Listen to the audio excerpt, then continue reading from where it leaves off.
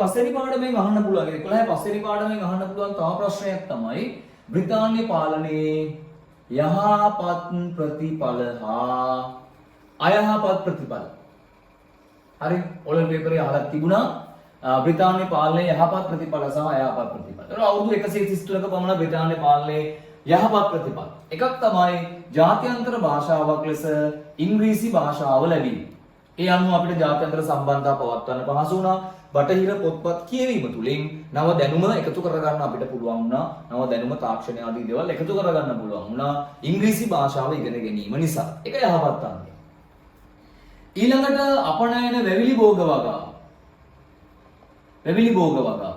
ඒ අනුව කෝපි cocoa rubber සින්කෝනා වගේ අපනයන වැවිලි භෝග වගාවන් ලැබීම නිසා අපිට විශාල විදේශ විනිමයක් උපයා ගන්නත් හැකියාව ලැබෙනවා.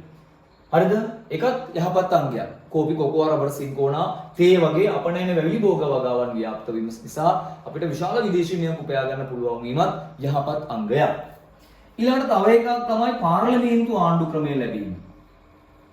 ඒ අනුව අපේ ඉතෙක් තිබුණු සාම්ප්‍රදායික රාජාණ්ඩු ක්‍රමය වෙනුවට අපිට පාර්ලිමේන්තු ආණ්ඩු ක්‍රමයක් ලැබුණා. ඒක ප්‍රතිඵලයක් ලෙස ඡන්දයෙන් අපිට අපි කැමති කෙනෙක් තෝරාපත් කර ගැනීම අවස්ථාව ලැබුණා. ඒක යහපත් අයහපත් කියලා වල හිතලා බලන්න රට වෙලා තියෙන දේත් එක්ක.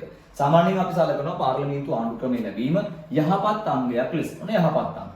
හරි? තුනක් ඇතිනේ. මම අපව කියනවා නම් වසර 133ක පමණ බ්‍රිතාන්‍ය පාලන කාලය තුල මෙරට සමාජයට එළූ යහපත් අංග අතර එකක් තමයි ජාත්‍යන්තර භාෂාවක් ලෙස ඉංග්‍රීසි භාෂාව ලැබීම. ඒ අනුව බටහිර දැනුම අපිට එකතු කරගන්න පුළුවන්කම ලැබුණා. පොතපත කියවීම තුලින් තාක්ෂණ එකතු කරගන්න පුළුවන්කම ලැබුණා. ඒ වගේම ජාත්‍යන්තර සම්බන්ධතා පැවැත්වීමත් අපිට පහසු වුණා ඉංග්‍රීසි භාෂාව ව්‍යාප්ත වීමත් නැත්නම් ඉගෙන ගැනීමත් එක්ක. අනිත් එක තමයි කෝපි කොකෝවා රබර් සින්කෝනා තේ වගේ අපනයන වැවිලි භෝග වගාවන් ලැබීම නිසා අපිට විශාල විදේශ විනිමයක් උපයා ගන්න පුළුවන් වුණා. ඒකත් යහපත් අංගයක්.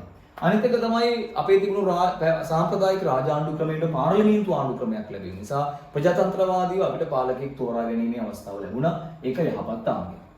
ඊළඟට බ්‍රිතාන්‍ය පාලනයේ අයහපත් අංග. හරිද? බ්‍රිතාන්‍ය පාලනයේ අයහපත් අංග. එකක් තමයි අපේ තිබුණු සරල ස්වයංපෝෂිත යපුම් ආර්ථික ක්‍රමයේ බිඳවැටීම. ඒ අනුව අපේ කෘෂි කර්මාන්තයේ වතු වගා ව්‍යාප්තියත් එක්ක සම්පූර්ණයෙන් බිඳවැටලා ගිහිල්ලා අපේ ආර්ථික ක්‍රමය වෙනස් වෙනවා. හරිද? ඒ අනුව අපි කියනවා අපේ තිබුණු සරල ස්වයංපෝෂිත යපුම් ආර්ථික ක්‍රමය බිඳවැටලා ගිහිල්ලා වාණිජවාදී ආර්ථිකයක් ආරම්භ වෙනවා. වතු වගාවට මුල්තැන ලබා දීම නිසා අපේ දේශීය සාම්ප්‍රදායික කෘෂි කර්මාන්තය සම්පූර්ණයෙන් බිඳවැටලා ග්‍රාමීය ආර්ථිකය කඩා වැටෙනවා කියලා අපිට නිකන් ඒක හිතන්න පුළුවන් නැත්නම් විස්තර කරන්න පුළුවන්. තව එකක් තමයි මත්පැන් පානයේ ව්‍යාප්ත වීම. මත්පැන් පානය. ඒ අනුව 1912 හඳුන්වා දුන් සුරාබදු පනත මගින් දෙවින පුරා සුරාසැල්ල ආරම්භ කිරීමෙන් මත්පැන් පානයේ ව්‍යාප්තිලා සාල සමාජ පරිහානියක් ඇති වුණා කියලා පෙන්වලා දෙන්න පුළුවන්. තවත් අයහපත් අංගයක් තමයි ඉඩම් අහිමි ජනතාවක් බිහිවීම.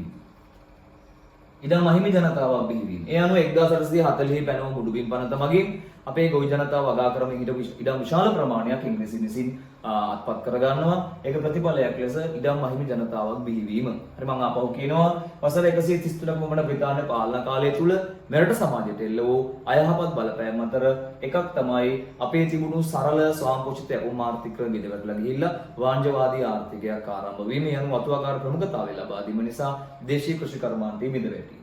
තව එකක් තමයි මත්පැන් පානයේ ව්‍යාප්ත වීම. ඒ අනුව 1912 හඳුන්වා දුන් සුරාබදු පනත මගින් දෙවින පුරා සුරසල් ආරම්භ කිරීමෙන් මත්පැන් පානය කිරීම නිසා විශාල සමාජ පරිහානියක් ඇති වෙනවා. අනිත් එක තමයි ඉඩම් අහිමි ජනතාවක් බිහිවීම. ඒ අනුව 1840 පැනව මුඩුබිම් පනත මගින් අවුරුදු 30ක අයිතිය ඔප්පු කරන්න බැරි ඉඩම් රජයට පවරගෙන වතු වගාවට බෙදා ගැනීම නිසා අපේ ගොවි ජනතාව වගා කරමින් හිටපු සාම්ප්‍රදායික ඉඩම් විශාල ප්‍රමාණයක් ඔවුන්ට අහිමි වීම කියන එකත් බ්‍රිතාන්‍ය පාලනයේ අයහපත් ප්‍රතිඵලයක් ලෙස අපිට ගන්න පුළුවන්.